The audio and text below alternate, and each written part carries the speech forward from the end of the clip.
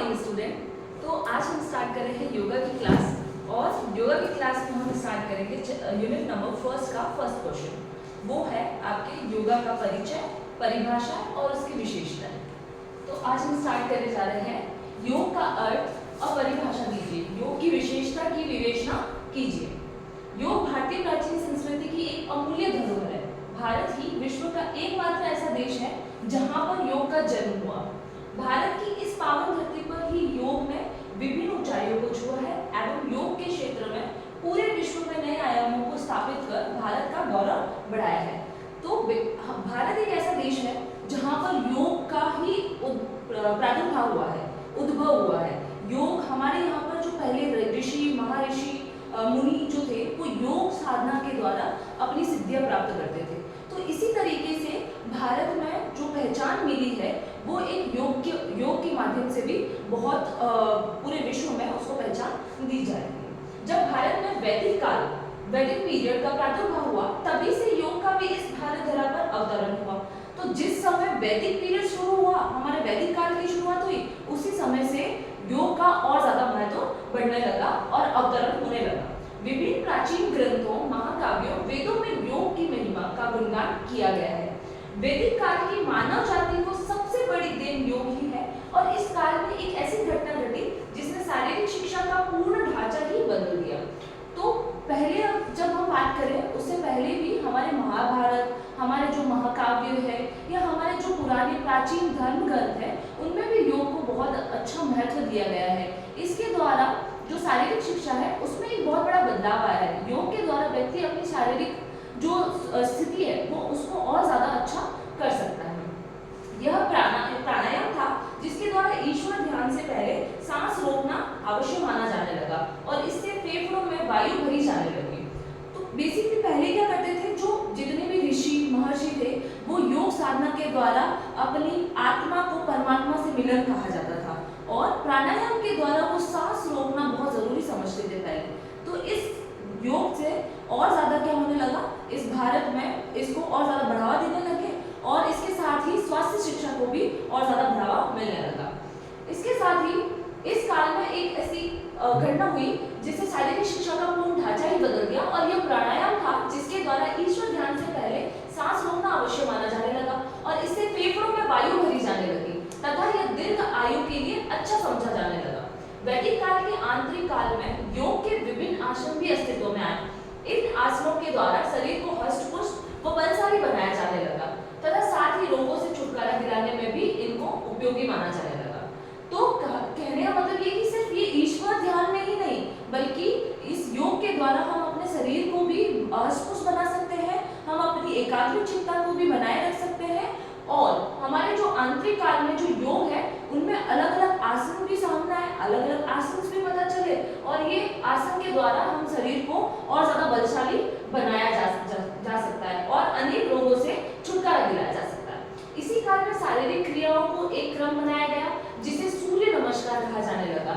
इन क्रियाओं के द्वारा संपूर्ण शरीर का हष्ट-पुष्ट रखे जाने में मदद मिलने लगी और भारत से ही योग अन्य देशों में पहुंचा तथा आज पूरे विश्व में योग को सम्मान की दृष्टि से देखा जाता है। तो इन छोटे छोटे आसनों को मिलकर एक आसन बनाया गया है या एक जो आपकी योग बनाया गया है जिसको कहा गया है सूर्य नमस्कार। सूर्य नमस्कार करने से सिर्फ सूर्य नमस्कार करने से ही हमारे शरीर की विभिन्न जो केंद्रियां होती है वो क्या कर सकती है, हम उनको अच्छा कर सकते हैं और इसके साथ ही हमारे शरीर को हष्ट-पुष्ट बना सकते हैं। योग के द्वारा ही हमारे पूरे भारत को पहचान मिली है और योग वर्तमान में एक ऐसा सब्जेक्ट है कि उसको पूरे विश्व में पहचान मिली।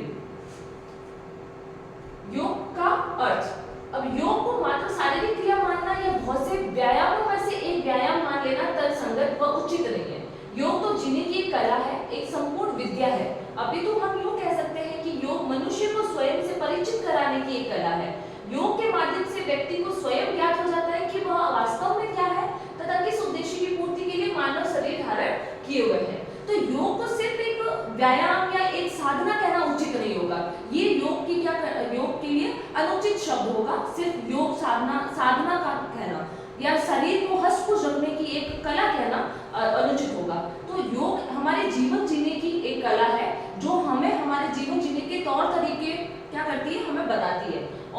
संपूर्ण विद्या है। इसके साथ ही योग क्या करता है, मनुष्य को अपने आप से परिचित करवाता है, स्वयं से परिचित करवाता है, और योग के माध्यम से व्यक्ति खुद को जानता है, खुद के मन एकाग्रचित्ता बढ़ाता है और खुद को पहचान मिलती है।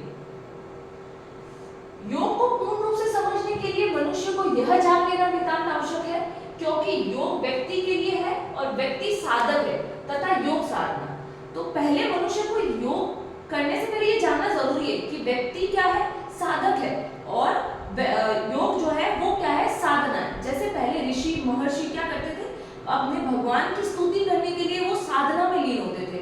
उसी तरीके से योग को करने वाला व्यक्ति साधक कहलाता है और योग क्या हो जाती है, साधना हो जाती है। साधक साधना द्वारा अपने व्यक्ति का विकास करता है, वह अपने तन मन की छिन्न भिन्न शक्तियों को एकत्रित करके अपने व्यक्तित्व के विकास को, बाधाओं को दूर करता है।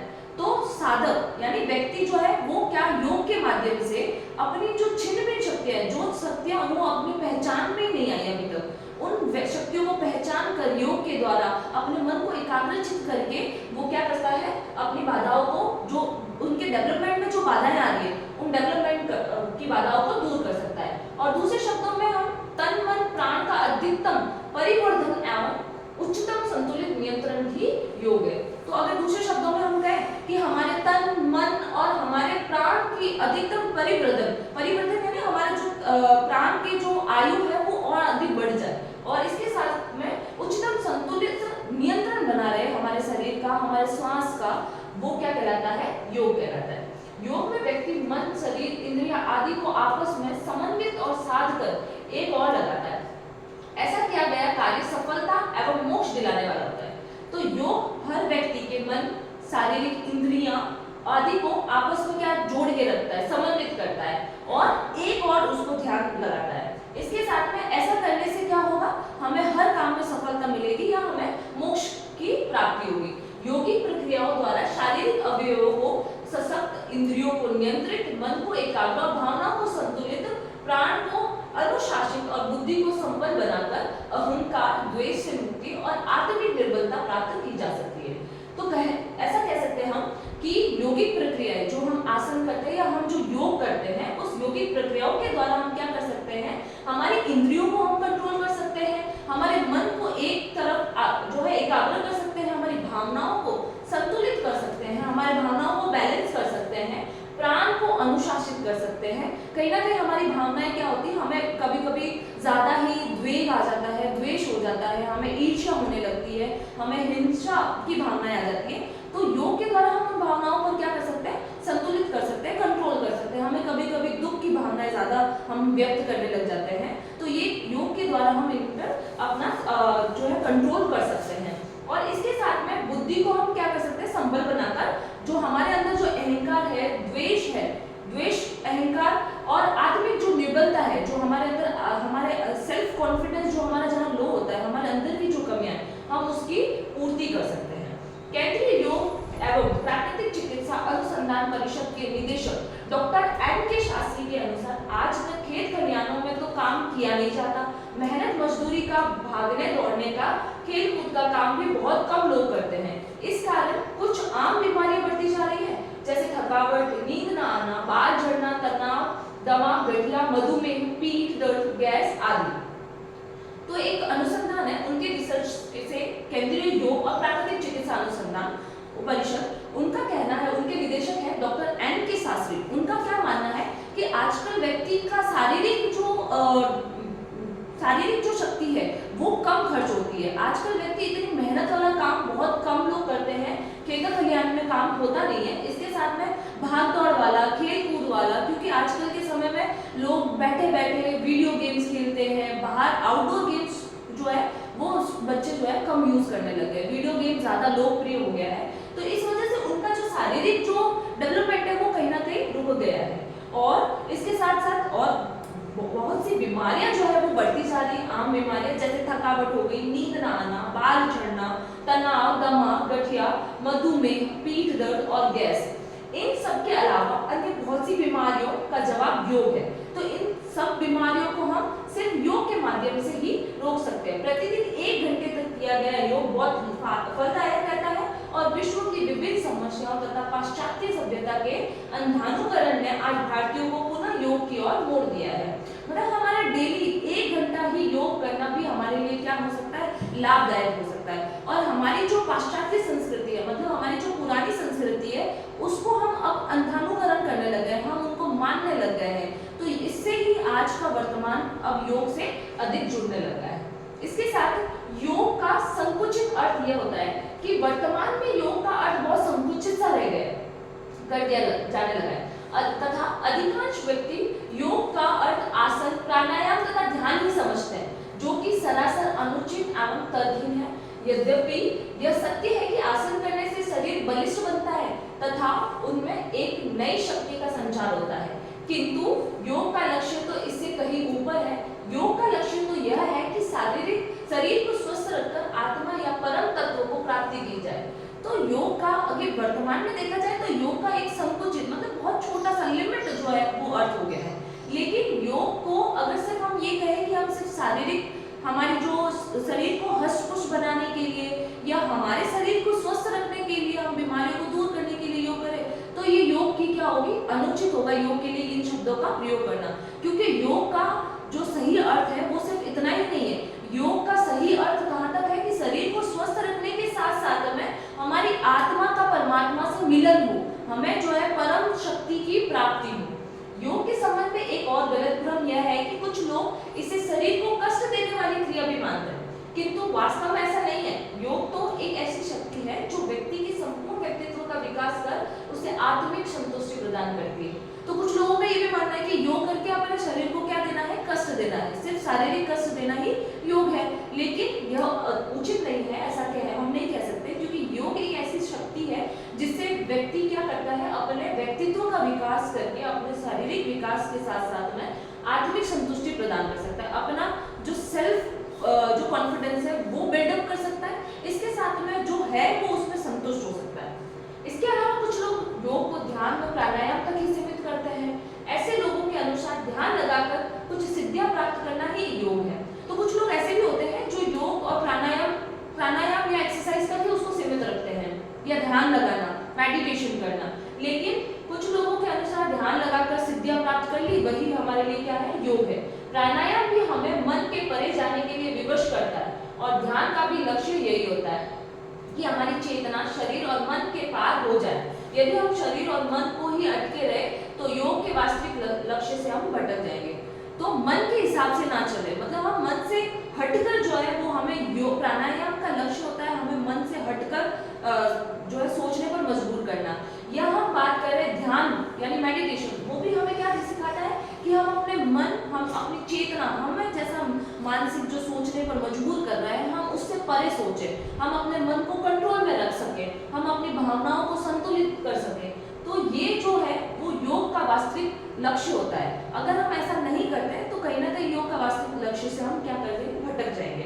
किंतु योग हमारे संपूर्ण दुखों की परम औषधि है। अतः यदि हम योग को उसके कारण अर्थों में ग्रहण करेंगे तभी हम योग के साथ व स्वयं के साथ न्याय कर सकेंगे। तो कहने का मतलब ये है कि वास्तविक लक्ष्यों से अगर हम भटक गए, हम योग, हमारे जितने भी दुख है, मनुष्य के जितने भी दुख है, उन सब की मात्र औषधि क्या है, योग है। और योग के कारण ही हम योग के जो असली जो अर्थ है, हम उसको लेकर अगर योग को ग्रहण करेंगे तब तो उसके साथ योग के साथ भी न्याय होगा और हमारे लिए भी अच्छा होगा। अब चलते हैं हम आगे योग की परिभाषा की तरफ। Definition of yoga.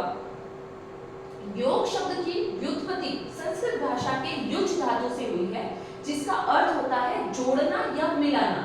अतः योग का शाब्दिक अर्थ है जोड़ना, संयोग अथवा मिलाना। इस प्रकार शरीर, मन और आत्मा की समस्त शक्तियों को परमात्मा से संयोजित करना ही योग है। अब योग जो है संस्कृत शब्द से उसकी युज धातु है उससे मिलकर बना है और उसका अर्थ, सही अर्थ होता है जोड़ना या मिलाना। तो योग का शाब्दिक अर्थ कहें तो जोड़ना, संयोग और मिलाना, मतलब शरीर, मन और आत्मा की समस्त जितनी शक्तियां होती है उसको परमात्मा से जोड़ने में लगा देना ही क्या कहलाता है, योग कहलाता है। और दूसरे शब्दों में हम यूं कह सकते हैं कि आत्मा को परमात्मा से मिलने के लिए चित्त वृत्तियों पर नियंत्रण करके और उनके एकाग्र करने की समाधि की स्थिति को प्राप्त कर लेना ही योग है। तो हम क्या कह सकते हैं, दूसरे शब्दों में ऐसे कह सकते हैं कि हमारी आत्मा को परमात्मा से मिलन करवाने के लिए, संयोग करवाने के लिए या उससे जोड़ने के लिए हमारी जो चिंतन शक्ति है, हमारी जो चित्त वृत्तियां हैं, उस पर नियंत्रण करके हम उनको एकाग्र कर, समाधि लगाकर या हम मेडिटेशन करके हम उसको उस स्थिति को प्राप्त कर सकते हैं। और यही असली मायने में क्या है, योग है। वस्तुतः परमात्मा के पक्ष की ओर अग्रसर करने का मार्ग योग से होकर गुजरता है तथा इसी पद का अनुकरण कर जीवात्मा परमात्मा से मेल करना सीख जाती है। तो परमात्मा और हमारी आत्मा को मेल करना सिखाती कौन है, योग सिखाती है। योग के द्वारा ही हमारी आत्मा का परमात्मा से मिलन हो सकता है। इसके साथ विभिन्न विद्वानों द्वारा योग के विषय में दी गई परिभाषाओं से हम योग के वास्तविक अर्थ को समझ सकते हैं। अलग अलग जो हमारे जितने भी विद्वान हुए हैं, उन्होंने अलग अलग परिभाषाओं दी गई है और उन परिभाषाओं से हम वास्तविक योग का अर्थ क्या है वो हम समझ सकते हैं। तो पहला है संपूर्णानंद के अनुसार आत्म संस्कार का एकमात्र उपाय योग है। हमारी आत्म संस्कार, जितने भी हमारे खुद के जो संस्कार है, वो सीखना एकमात्र क्या है, योग के द्वारा ही हमारे अंदर आत्म संस्कार आ सकते हैं। योग शास्त्र के अनुसार सभी चिंताओं का परित्याग कर निश्चित हो जाना ही योग है। मतलब पूरी दुनिया की, हमारी आसपास की चिंताओं को दूर करके एकाग्रचित होकर हर सिचुएशन में अपनी जो मानसिक शक्ति है उसको एकाग्रचित रखकर हम क्या कर सकते हैं, योग कर सकते हैं। श्रीमद् भगवद गीता के अनुसार जो मनुष्य आहार विहार में, दूसरे कर्मों में और सोने जागने में परिमित रहता है उसका योग दुख नाशक होता है। तो जो व्यक्ति, श्रीमद् भगवद गीता में ये कहा गया है योग के बारे में कि जो व्यक्ति आहार विहार, खाने पीने में, दूसरे कर्मों में और सोने जागने में क्या रहता है, असंतुलित रहता है। अपरिसीमित का मतलब क्या हुआ कि असंतुलित रहता है, वो सही ढंग से खा पी नहीं सकता या सोना उठना बैठना नहीं होता, तो वो क्या है, उसके लिए योग एक दुख नाशक हो जाता है। कठोपनिषद के अनुसार इंद्रियों की स्थिरता को ही योग माना गया है। हम अपनी इंद्रियां हम कितनी कंट्रोल कर सकते हैं, हमारी इंद्रियां हमारे कितने वश में है, वही क्या कहलाती है, स्थिरता क्या कहलाती है, योग कहलाती है। जिसकी इंद्रिय स्थिर हो जाती है वह अप्रमत्त हो जाता है। योग का अर्थ है प्रभाव तथा शुद्ध संस्कारों की उत्पत्ति एवं अशुद्ध का विनाश। तो बेसिकली उनके अनुसार योग का क्या मतलब है कि शुद्ध संस्कारों को ग्रहण करना, उनकी उत्पत्ति करना और अशुद्ध का विनाश करना ही क्या है, योग है। श्वेताश्वर उपनिषद के अनुसार योग में प्रगति करने का प्रयम फल यही होता है कि योगी की देह हल्की हो जाती है और निरोग हो जाती है, विषयों का लोभ समाप्त हो जाता है और कांति बढ़ जाती है।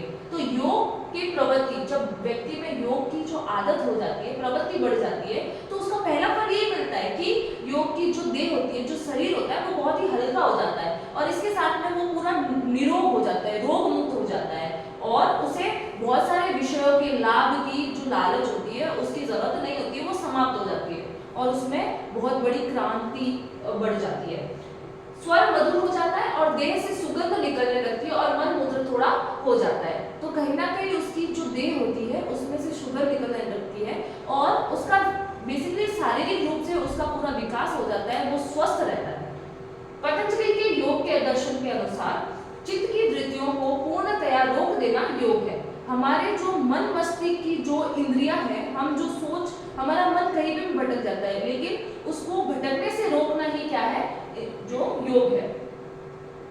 इसके साथ भगवत गीता के अनुसार कर्म करने की निपुणता ही योग है। हम जो कर्म कर रहे हैं उस कर्म करने की निपुणता, मतलब जिसमें हम पूरी तरीके से पूर्णता को हासिल करते जा रहे हैं, वही क्या है, योग है। महर्षि वेद व्यास के अनुसार योग का अर्थ समाधि है। योग का अर्थ क्या है, समाधि है। मतलब कि आप अपनी जो है अपनी इंद्रियों को एकाग्रचित करके, अपने ध्यान को एकाग्रचित करके समाधि में बैठ जाओ, यही क्या है, योग है।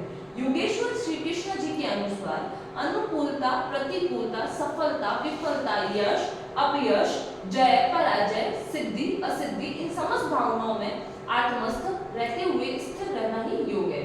चाहे कैसी भी परिस्थिति हो, चाहे वो हमारे लिए अनुकूल हो, चाहे प्रतिकूल हो, चाहे हमारे हिसाब से हो, चाहे नहीं हो, हम जो हमारे लिए चाहे यश लाए, चाहे अपयश लाए, हम चाहे उसमें विजय हो, जय हासिल करें या हम उसमें हार जाएं, हमें सिद्धि प्राप्त हो या असिद्धि प्राप्त हो, हर सिचुएशन में अपनी भावों को एक सा स्थिर रखना ही क्या कहलाता है, योग कहलाता है। जैनाचार्यों के अनुसार जिन साधनों से आत्मा की सिद्धि और मोक्ष की प्राप्ति होती है वह योग कहलाता है। मतलब हम उन साधनाओं में स्थिर हो जाते हैं, हम उन साधनाओं में अपने आत्म सिद्धि प्राप्त कर लेते हैं, हम मोक्ष की प्राप्ति कर लेते हैं, वही असल मायने में क्या है, योग है। योगी श्री अरविंद के अनुसार परम देव के साथ एकत्वता की प्राप्ति के लिए प्रयत्न करना अथवा इसे प्राप्त करना ही सब योगों को स्वरूप है। तो परम देव के साथ एकत्व की प्राप्ति, हम अपने परम देव के साथ में एकाग्रचित होकर हम एक तत्व को मानकर उसके लिए ही प्रयत्न करते रहेंगे तो वह क्या है, सब योगों का एक स्वरूप बन जाता है। ऑक्सफोर्ड शब्दकोश के अनुसार योग हिंदू जाति की दार्शनिक ध्यान अवस्था व संन्यासवाद की वह प्रणाली है जिसमें भक्त को परमात्मा के साथ मिलन का मार्ग बताया जाता है। तो हिंदू जाति में ये जो जितने भी दार्शनिक है, इन दार्शनिक में योग को अपने ध्यान अवस्था में और संन्यासवाद के साथ मिलकर इस प्रणाली को किया जाता है और इस प्रणाली से वो अपने परमात्मा के मिलन की ओर आगे बढ़ता है। मतलब परमात्मा के मिलन के रास्ता योग से होकर ही जाता है। वेदों के अनुसार योग एक ऐसी विधि है जिसे अपनाकर व्यक्ति अपने व्यक्तित्व का सर्वांगीण विकास कर सकता है तथा अपनी जीवात्मा को परमात्मा के साथ जोड़ सकता है। तो योग एक ऐसा साधन है जिस योग के द्वारा व्यक्ति अपने शरीर की सिर्फ हष्ट-पुष्ट नहीं रख सकता बल्कि इसके साथ सर्वांगीण विकास करता है। जितने भी आध्यात्मिक, बौद्धिक विकास, मानसिक विकास, सारे ही तरह के विकास जो है व्यक्ति पूर्ण कर सकता है और यही क्या आत्मा को, जीव की आत्मा को परमात्मा से जोड़ सकता है। डॉक्टर सर्वपल्ली राधाकृष्णन के अनुसार योग एक पूरा तंत्र पथ है जो व्यक्ति को अंधेरे से प्रकाश में लाता है। तो डॉक्टर सर्वपल्ली राधाकृष्णन जी कहते हैं कि योग क्या है, एक बहुत पुराना तंत्र है, एक पथ है, एक रास्ता है जो व्यक्ति अंधेरे में है उस व्यक्ति को रोशनी की ओर लेके जाता है। अगर योग करेंगे तो व्यक्ति क्या होगा, उसकी जो मन एकाग्रचित्ता बढ़ जाएगी, इसके साथ में वो अपनी समस्याओं को क्या करेगा, कम करना लग जाएगा और इसके साथ उसका शारीरिक विकास भी होगा, मानसिक विकास होगा, बौद्धिक विकास होगा, आध्यात्मिक विकास होगा। तो जो व्यक्ति अपने आप को अंधकार में समझता है वो उसको उजाले की तरफ बढ़ेगा। योगी रामचरण के अनुसार हम सभी अनंत शक्ति के स्वामी हैं और योग हमें इसी शक्ति से, रहस्य से परिचित करवाता है। हमारे पास, मनुष्य के पास बहुत सी शक्तियां होती है लेकिन मनुष्य खुद उससे क्या होता है, अपरिचित होता है। तो उनसे परिचित हमें योग ही करवाता है। महात्मा याज्ञवल्क्य के अनुसार जीवात्मा और परमात्मा के मिलन का नाम योग है। याज्ञवल्क्य जी के अनुसार जीवात्मा, जीव की आत्मा का अपनी परमात्मा से मिलन हो जाना ही क्या कहलाता है, योग कहलाता है। स्वामी शिवानंद सरस्वती के अनुसार योग उस साधना प्रणाली का नाम है जिसके द्वारा जीवात्मा तथा परमात्मा की एकता का अनुभव होकर परमात्मा के साथ आत्मा का संयोग हो जाता है। तो शिवानंद जी सरस्वती जी कहते हैं योग एक ऐसी साधना प्रणाली है, एक ऐसी प्रणाली है जिसके द्वारा व्यक्ति की आत्मा परमात्मा से मिल जाती है, संयोग हो जाता है, उसका मिलन हो जाता है और वो दोनों एकता में बंध जाते हैं। निष्कर्षतः हम ये कह सकते हैं कि योग प्रत्येक व्यक्तियों के दुखों का नाश करने वाला तथा सुख प्रदान करने वाला होता है। इनसे सभी दुखों का नाश होता है, साथ ही मनुष्य का शारीरिक, मानसिक, बौद्धिक और आध्यात्मिक विकास करने वाला है। तो इसके साथ में योग सिर्फ और सिर्फ शरीर को हष्ट-पुष्ट नहीं रखता, बीमारियों से दूर नहीं रखता, बल्कि यह हमारे शारीरिक, मानसिक, बौद्धिक और आध्यात्मिक विकास में भी मदद करता है। इसके अतिरिक्त मृत्यु से छूटने और अमृत को प्राप्त करने का साधन योग है। मृत्यु से छूटने और योग व्यक्ति जो है वो स्वस्थ रहेगा तो उसकी आयु जो है वो लंबी होगी, वो लंबे समय तक जीवित रहेगा और अमृत की प्राप्ति होगी। मतलब वो अपने जीवन में जितना ही काल जिएगा वो आनंद से जिएगा, उसको कोई बीमारी नहीं होगी, वो हष्ट-पुष्ट रहेगा, शरीर स्वस्थ रहेगा और मानसिक तनाव भी नहीं रहेगा। योग मुक्ति प्रदान करने का सर्वश्रेष्ठ साधन है तथा व्यक्ति को संसार में बार बार जन्म लेने के बंधनों से मुक्ति प्राप्त कराने का नाम ही योग है। तो व्यक्ति का बार बार पुनर्जन्म होता रहता है, इस मनुष्य जो है वो बार बार दोबारा जन्म लेता है और इन दोबारा जन्म लेने की जो प्रक्रिया है उससे मुक्ति दिलाना भी क्या कहलाएगा, योग। Thank you.